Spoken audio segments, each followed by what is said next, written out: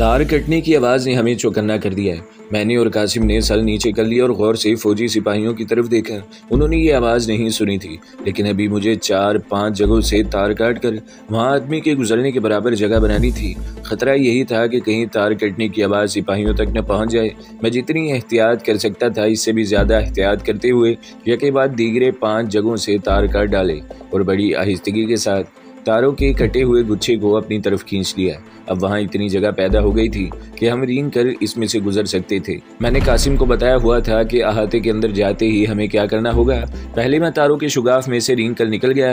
मेरे बाद कासिम भी रेंगता हुआ मेरे पास आ गया। हम अभी तक ज़मीन पर पेट के बल लेटे हुए थे। तयशुदा प्रोग्राम के मुताबिक मुजाहिद कासिम कांटेदार दीवार के साथ दाखिला गेट की तरफ रेंगने लगा। इसे दाखिला गेट पर पहरा देते संतरी को ख़त्म करना था। ये काम हम दाखिला गेट की तरफ से दाखिल होकर नहीं कर सकते थे। जैसे ही कासिम दाखिला गेट की तरफ गया, मैंने पिस्तौल निकालकर डैम्प वाले दरवाजे के बाहरी सिक्योरिटी गार्ड को निशाने में ले लिया। फासला ज्यादा नहीं था, फिर भी मैं हंगामी सूरत हाल में 1-2 को ढेर कर सकता था। अगर इनमें से कोई फायर भी कर देता तो फायर की आवाज़ से कोई ख़ास फ़र्क पड़ने का इम्कान नहीं था। हाँ, ये खदशा ज़रूर था कि अगर पहाड़ी की ढलान पर कोई मशीन गन पोस्ट थी तो हम पर गोलियों की बौछारें हो सकती थी और हमारा मिशन नाकाम हो सकता था।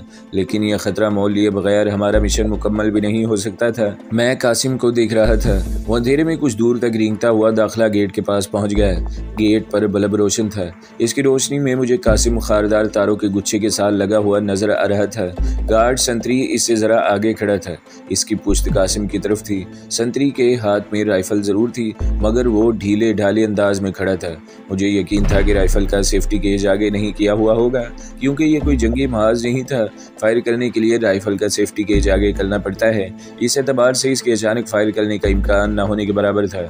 मेरी निगाहें कभी डैम्प के दरवाजे वाले सिपाहियों की तरफ जाती और कभी मैं कासिम को देखने लगता कि ये शख्स इतनी देर किस लिए कर रहा है। ये काम आनन फानन करने वाले होते हैं। इसमें 1 सेकंड के 1000वें हिस्से की भी देर हो जाए तो सारे किए धरे पर पानी फिर जाता है। मुझे महसूस हुआ कि कासिम गेट वाले सिपाही की तरफ आहिस्ता आहिस्ता ऐसे सांप की तरह रेंगने लगा है जिसने अपना शिकार देख लिया है और इस पर एकदम से झपटने वाला है।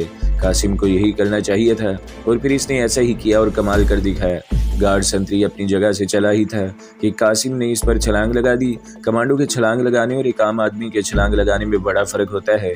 आम आदमी छलांग लगाकर दुश्मन को गिरा देता है और गिराने के बाद इससे गुत्थम गुत्था हो जाता है, जबकि कमांडो जब पीछे से दुश्मन पर छलांग लगाता है तो छलांग लगाने के साथ ही दुश्मन की गर्दन को अपने बाजू के शिकंजे में इस तरह जकड़ लेता है कि वो कोई आवाज़ पैदा न कर सके। इसके साथ ही वो सीधे हाथ में पकड़ा हुआ चाकू इसकी गर्दन पर पूरी ताकत से फिरता है और इसे फौरन ही जमीन पर फेंक देता है। कासिम ने भी एक तजुर्बेकार कमांडो की तरह ऐसे ही किया था। फर्क सिर्फ इतना था कि गार्ड संतरी के हलक पर चाकू चलाने के बाद इसे एकदम अपने से अलग नहीं किया था, बल्कि इसे वहीं बिठा दिया था और इसके साथ खुद भी वहीं बैठ गया था। मैं इसे देख रहा था। गार्ड संतरी की शरग यकीनी तौर पर कट चुकी थी।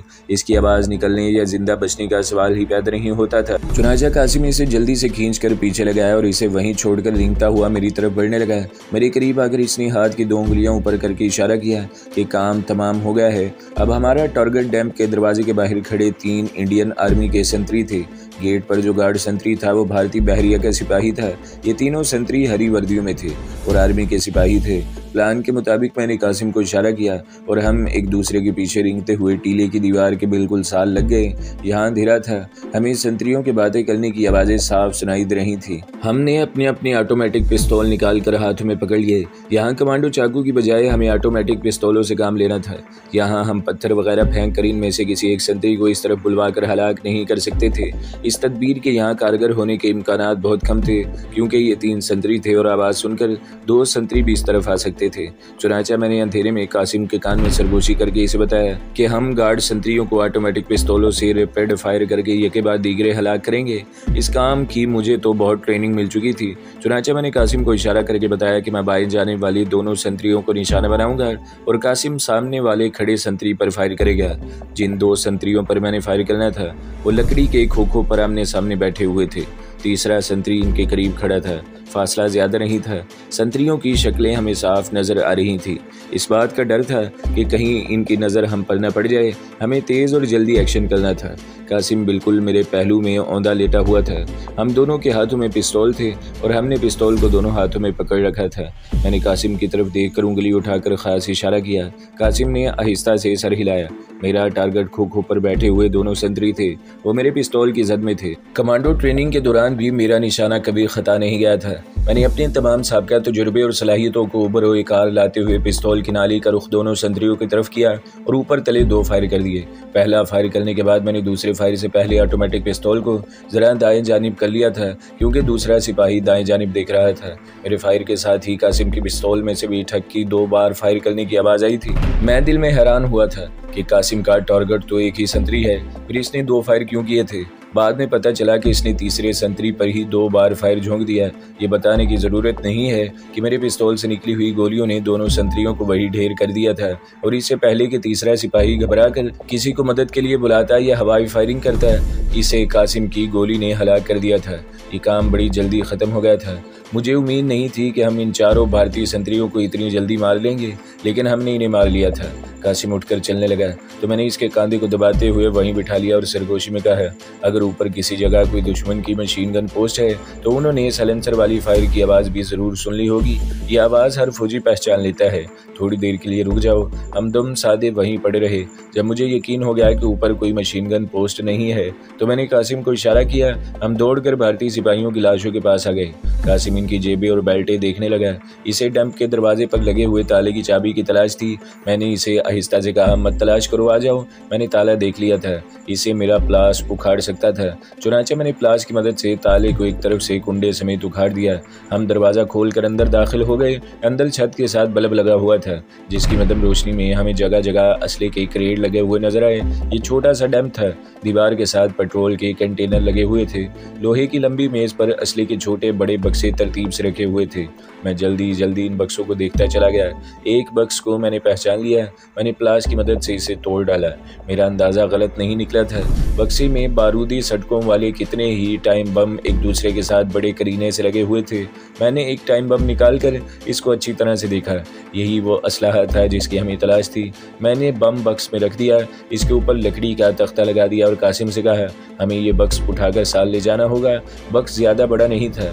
कासिम ने इसे उठाकर अपने कंधे पर ही रख लिया और हम जल्दी जल्दी एमुनेशन डैम से बाहर आ गए। दरवाजे को इसी तरह बंद कर दिया। तीनों भारतीय संतरियों की लाशें इसी तरह पड़ी थी। हम दौड़ते हुए खारदार तारों वाली दीवार के शुगाफ के पास। हमने सबसे पहले टाइम बमों वाले बक्स को शुगाफ में धकेल कर दूसरी तरफ किया, फिर एक दूसरे के पीछे रेंगते हुए बाहर निकल आए। इसके बाद हम जितनी तेज चल सकते थे चलते हुए रात की तारीकी में ऊंचे नीचे पत्थरों के दरमियान से होकर छोटी मिलिट्री रोड पर आ गए। कासिम ने बक्स कांधे पर उठाया हुआ था। अंधेरे में सड़क खाली और सुनसान थी। हम जल्दी से सड़क पार कर गए। हम जिस तरफ से आए थे इसी तरफ से होकर वापस जा रहे थे। जब हम जीन मंदिर से भी आगे निकल गए तो मैंने कासिम से कहा, बक्स मुझे दे दो। वो हाँफ रहा था, कहने लगा, नहीं, तुम उम्र में मुझसे बड़े हो, मैं जवान हूँ। मगर मैंने ज़बरदस्ती इससे बक्स ले लिया। 2-1 मील तक मैं बक्स को उठाकर चलता रहा। आगे जहाँ से हमें शेर खान के मकान को जाने वाली पगडंडी की तरफ मुड़ा था, कासिम ने बक्स मुझसे ले लिया। जब हम रात के अंधेरे में शेर खान के मकान पर पहुँचे तो यकीन नहीं आ रहा था कि हमने एक अहम तरीन मिशन इतनी जल्दी और कामयाबी के साथ मुकम्मल कर लिया है। शेर खान के मकान का दरवाज़ा अंदर से बंद था। मैंने ख़ास किस्म की दस्तक दी तो शेर खान ने ही दरवाज़ा खोला। हम तेज़ी से अंदर घुस गए। कमांडो खालिद और कमांडो हारून में से कोई नहीं सोया था। इन्हें हमारा इंतज़ार था। कासिम के कंधे पर बक्स देखकर वो लोग बहुत खुश हुए। कमांडो खालिद ने कहा, मेरा ख्याल है तुम 100% कामयाब लौटे हो। मैंने बैठते हुए कहा, ये एमुनेशन क्रेट हमारी कामयाबी की निशानी है। इसी वक्त बक्स के ऊपर वाले तख्ते उखाड़ दिए गए। एक के बाद एक अंदर से टाइम बम निकलते आए। ये इंतहाई ताकतवर दबाव वाले धमाका खेज बारूदी सटकों को जोड़कर बनाए गए टाइम बम थे। इनमें माइक्रोवेव सिग्नल के स्विच भी थे। हर टाइम बम के साथ रिमोट कंट्रोल टेप से लगा हुआ था। हमने इन्हें गिना, वो 50 टाइम बम थे। कमांडो खालिद ने कहा, करमदाद, क्या ख्याल है, हमारे कमांडो मिशन के लिए इतनी काफ़ी रहेंगे? मैंने कहा, ये बहुत हैं। मुजाहिद कासिम कहने लगा, वहाँ एमुनेशन की और भी बक्से थे। मैंने कहा, हमें जिस किस्म के असले की ज़रूरत थी वो हमें मिल गया है। हमारा टारगेट ऐसा है कि इसको तबाह करने के लिए इसी असले की ज़रूरत थी। कमांडो हारून एक टाइम बम को बड़े गौर से देखते हुए कहने लगा, ये अमेरिकी असला है। कमांडो खालिद ने कहा, अमेरिकी ही होगा जो भारत को इसराइल के ज़रिए सप्लाई हुआ है। कमांडो खालिद ने फिक्रमंद लहजे में कहा, अभी नहीं लगाने का मसला है करमदाद, तुम तो कासिम के साथ टारगेट स्पॉट का मुआयना किया है। तुम्हारे ख्याल में हमें वहाँ तक पहुँचने और इन टाइम बमों को गन पॉड के साथ चिपकाने के लिए और किन चीज़ों की ज़रूरत होगी? मैंने कहा, कमांडर अभी तो हकीकत ये है कि मुझे नींद आ रही है, ये सारी बातें कल करेंगे बिल्कुल ताज़ा दम होकर। ये तुमने मेरे दिल की बात कही है करमदाद, कासिम ने जमाई लेते हुए कहा। इसके बाद हम सब अपनी अपनी जगहों पर रवाना हो गए। अगले रोज़ नाश्ते के बाद कमांडो खालिद ने वो कापी निकाल कर सामने रख ली जिस पर मेरी याददाश्त की बुनियाद पर इसने लेज़र गन के टारगेट का नक्शा तैयार किया हुआ था। मैं, कासिम और हारून भी वहीं बैठ गए। हम काफ़ी देर तक सोच विचार करते रहे। रात के अंधेरे में हम किसी न किसी तरह लेज़र गन की पहाड़ी पर तो पहुंच सकते थे, मगर सबसे मुश्किल मरहला इन टाइम बम्बों को गन के बंकर के अंदर जाकर इन्हें लेज़र गन के साथ और इसके फौलादी पैड के नीचे चिपकाना था। मैंने गन पोस्ट के बंकर के अंदर 4 फौजी सिपाहियों को देखा था। कमांडो खालिद कहने लगा, वहाँ और भी सिपाही ज़रूर होंगे, लेकिन मालूम होता है कि रात के वक्त अपनी अपनी बारी पर सिर्फ 4 सिपाही ही गार्ड ड्यूटी पर होते हैं। मुजाहिद कासिम बोला, इन सब पर हम कैसे काबू पा सकेंगे? ये काम हमें एक ही वक्त में करना होगा। हारून कहने लगा, हम 4 आदमी होंगे, मैं, कमांडो खालिद, करमदाद और कासिम भाई। हम चारों एकदम से बंकर में कूद कर इन पर काबू पा सकते हैं। काबू क्या पाना है, बस इन्हें कत्ल करना है और वो हम कर सकते हैं। कमांडो खालिद ने कहा, इसके लिए ज़रूरी है कि हमें ये मालूम हो कि वहाँ कोई क्लोज सर्किट कैमरा तो नहीं लगा हुआ और कोई खुफिया खतरे का अलार्म तो नहीं है। हम दोनों हालतों में हम फ़ौरन पकड़ लिए जाएंगे, बल्कि हलाक कर दिए जाएंगे। मैंने कहा, मैंने बंकर के शुगाफ से अंदर जाकर जो जायज़ा लिया था, वहाँ मुझे किसी कोने में कोई क्लोज सर्किट टेलीविज़न कैमरा दिखाई नहीं दिया था। बाकी खतरे का अलार्म तो वहाँ का कोई ड्यूटी गार्ड ही बटन दबाकर बजा सकता है, हम इसे इतना मौका ही नहीं देंगे। मुजाहिद कासिम बोला, कमांडर, अगर हम इन बातों को सोचते रहे तो हम अपना मिशन कामयाबी से मुकम्मल न कर सकेंगे। हमें हर हालत में दुश्मन की इस गन को तबाह करना है जिसकी जद में पाकिस्तान के साहिली शहर और जहाज़ हैं। हारून कहने लगा, कासिम ने बिल्कुल दुरुस्त कहा है, हमें हर किस्म का खतरा मोल लेकर वहाँ अटैक करना होगा, लेकिन हमारा प्लान क्या होगा? कमांडो खालिद ने पूछा। मैंने कहा, मेरा तजुर्बा और ट्रेनिंग ये बताती है कि हम इन सारे बमों को 2 थैलों में डालकर साथ ले जाएंगे। हमारे लीडर के पास रिमोट कंट्रोल होगा जिसका बटन दबाकर वो धमाका करेगा। हम शुमाल और जुनूब की सिमत में गन पोस्ट के पहाड़ी पर चढ़ेंगे। गन पोस्ट तक पहुंचने के लिए हमें जिस चीज़ का सबसे ज़्यादा ख्याल रखना होगा वो ये है कि रास्ते में किसी गश्ती पेट्रोल के सिपाहियों और किसी मशीन गन पोस्ट के अमले को कानो कान खबर ना हो। अगर हम गन पोस्ट के शुगाफ तक जिंदा पहुंचने में कामयाब हो गए तो पोस्ट के बंकर के अंदर 4 भारतीय सिपाहियों को काबू करना कोई मुश्किल काम नहीं है। हारून, खालिद और कासिम बड़े गौर से मेरी बात सुन रहे थे। कमांडो खालिद ने कासिम की तरफ मुतवज्जा होकर कहा, कासिम, तुम्हारा क्या ख्याल है? वो मेरे साथ टारगेट को देखा था, कहने लगा, करमदाद ने बिल्कुल ठीक प्लान पेश किया है। कमांडर, हमें 2-2 की टोली में पहाड़ी पर चढ़ना होगा। एक टोली शुमाल की तरफ से और दूसरी जुनूब की तरफ से आगे बढ़ेगी। हम साहिल समंदर की तरफ से ऑपरेशन शुरू करेंगे। इस तरफ मशीन गन की सिर्फ 2 ही पोस्टें हैं, इनकी निशानदही हम कर चुके हैं। हम इनसे दूर रहने की कोशिश करेंगे। फिर इसने नक्शे पर सबको वो दोनों मशीन गन मोर्चे दिखाए और कहा, ये एक मोर्चा है, 20 कदमों के फासले पर इसके बिल्कुल मतवाजी दूसरा मशीन गन मोर्चा है। हम इसके दाएं बाएं से होकर रात के अंधेरे में पहाड़ी के शुगाफ की तरफ जाएंगे। यहाँ चढ़ाई ज़्यादा सीधी नहीं है, फिर भी हमें पेट के बल लेट कर ऊपर चढ़ना होगा। कमांडो खालिद और कमांडो हारून नक्शे की वो जगह गौर से देखने लगे जहां मशीन गन मोर्चों के निशान बनाए गए थे। शेर खान चाय बनाकर ले आया। खालिद ने नक्शे वाली कापी एक तरफ रख दी और हम चाय पीते हुए बातें करने लगे। इसने मुझसे पूछा, करमदाद, तुम हम में सबसे ज़्यादा तजुर्बेकार और सनद याफ्ता तरबियत कमांडो हो, तुम्हारे ख्याल में हमें अपने साथ और क्या क्या असला ले जाने की ज़रूरत है? मैंने कहा, कमांडर, मैं पहले भी कह चुका हूँ और अब भी यही कहूँगा कि हमें सिवाय बारूदी सटकों वाले टाइम बमों के और किसी असले की ज़रूरत नहीं है। हमारे पास ऑटोमेटिक पिस्तौल और कमांडो चाकू तो ज़रूर होंगे, हम अपने साथ दस्ती बम भी नहीं ले जा सकते। अगर हमने वहाँ दस्ती बम से एक भी धमाका कर दिया तो इलाके की सारी यूनिटें बेदार हो जाएंगी और रोशनी के गोलों से सारा आसमान, सारा इलाका दिन की तरह रोशन हो जाएगा और हम में से कोई भी वापस न आ सकेगा और हम अपना टारगेट भी नहीं मार सकेंगे और ये हमारी सबसे बड़ी बदनसीबी होगी। काफ़ी देर तक हमारी खुफिया मीटिंग जारी रही। आखिर ये तय पाया कि हम 2 कमांडो पार्टियों की शक्ल में चलेंगे। एक कमांडो पार्टी को कासिम गाइड करेगा और एक कमांडो पार्टी को मैं गाइड करूंगा, क्योंकि हम दोनों ने पहाड़ी इलाके का रास्ता देखा हुआ था। कासिम कहने लगा, हमें आज रात कमांडो अटैक कर देना चाहिए। हारून ने कहा, हम रात को जिस फौजी कैंप के जखीरे को तोड़कर वहां से बमों का बक्स उड़ा लाए हैं, इसका इल्म फौज को हो गया होगा। इस बात का इम्कान है कि पहाड़ी वाली गन पोस्ट पर भी सिक्योरिटी सख्त कर दी गई होगी। मैंने कहा अगर हमने आज रात अटैक न किया तो कल परसों तक मुमकिन है काठियावाड़ से मजीद फौजी दस्ते आ जाएं और सिक्योरिटी इतनी सख्त हो जाए कि हमारे लिए ये मिशन नामुमकिन हो जाए। करमदाद का ख्याल बिल्कुल ठीक है। खालिद ने कहा हमें आज रात को ही अपने टारगेट पर अटैक कर देना होगा। सिक्योरिटी तो सख्त होती ही है, जो होगा देखा जाएगा। आखिर सब इस बात पर मुत्तफिक हो गए कि हमें इसी रात को अपने मिशन पर रवाना हो जाना चाहिए। इस वक्त दिन के 11 साढ़े 11 बजे थे। बाहर धूप नहीं थी, आसमान हल्के बादलों में छुप गया था और खिड़की में से ठंडी हवा आ रही थी। कमांडो खालिद ने कहा मेरा ख्याल है ज़रा बाहर खुली हवा में चलकर बैठते हैं, दिमाग तरोताज़ा हो जाएगा। हम जिस मिशन पर जा रहे हैं ये मौत का मिशन है, क्या खबर फिर ये ठंडी हवा के झोंके हमें कभी नसीब ना हो। खालिद ने शेर खान की तरफ देखा। क्यों शेर खान, तुम्हारा क्या ख्याल है, हमें मकान के बाहर बैठना चाहिए या नहीं? वो बोला मकान के पिछवाड़े एक चारपाई बिछी हुई है, वहाँ थोड़ी देर जाकर बैठ जाएं। इस तरह सामने कोई मकान भी नहीं है। शेर खान दूसरे कमरे में जाकर खाना वगैरह तैयार करने लगा। मैं, कमांडो खालिद, कमांडो हारून और मुजाहिद कासिम मकान के पिछवाड़े आकर चारपाई पर बैठ गए। हमारे सामने ज़मीन ऊंची नीची थी, कहीं पत्थर बिखरे हुए थे, कहीं झाड़ियाँ थी। मैं चारपाई की पायनी की तरफ बैठा था। हम आहिस्ता आहिस्ता बातें कर रहे थे। अचानक मेरे करीब बैठे हुए कासिम ने उछलकर एक तरफ होते हुए कहा सांप करमदाद। वो मुझे अपनी गर्दन पर सांप रेंगता हुआ महसूस हुआ। ये मेरी जैकेट पर से होकर मेरी गर्दन पर पहुंचा था। मैंने घबराकर इस पर हाथ मारा और जल्दी से इसे दबोच लिया। इस दौरान सांप ने मेरी गर्दन पर डस दिया था, मगर मैंने सांप को ना छोड़ा। सांप को डसते हुए कमांडो खालिद ने देख लिया था। इसने घबराई हुई आवाज़ में कहा करमदाद तुम्हें सांप ने काट लिया है। मैंने कहा मुझे मालूम है। कासिम, हारून और खालिद डर कर मुझसे एक कदम पीछे होकर खड़े हो गए, क्योंकि सांप अभी तक मेरे हाथ में था और मैंने इसको गर्दन से दबोच रखा था। खालिद परेशान होकर बोला करमदाद अंदर चलो प्लीज़, शायद शेर खान के पास सांप के कांटे की कोई दवा हो। कासिम ने कहा हमें करमदाद को अस्पताल ले जाना चाहिए। मैंने कहा प्लीज़ 1 मिनट के लिए खामोश हो जाएं। मैंने महसूस किया कि मुझ पर सांप के जहर का कोई असर नहीं हुआ था। हालांकि सांप अगर आदमी की गर्दन पर काटे तो जहर का असर बड़ी तेज़ी से दिमाग तक पहुंचकर आदमी के असाब को सागित कर देता है और आदमी की फ़ौरन मौत वाक़ई हो जाती है। मगर मेरे साथ ऐसा कुछ नहीं हुआ था। इन सब दोस्तों को इल्म होगा कि मैं कभी कभी सांप की जून बदल लेता हूँ। मैंने कहा दोस्तों मुझे महसूस हो रहा है कि सांप के जहर ने मेरे खून पर कोई असर नहीं डाला। मेरे अंदर कभी कभी सांप के रूप में आने की वजह से जो जहर जमा हो गया हुआ है, इसने सांप के जहर को भी असर कर दिया है।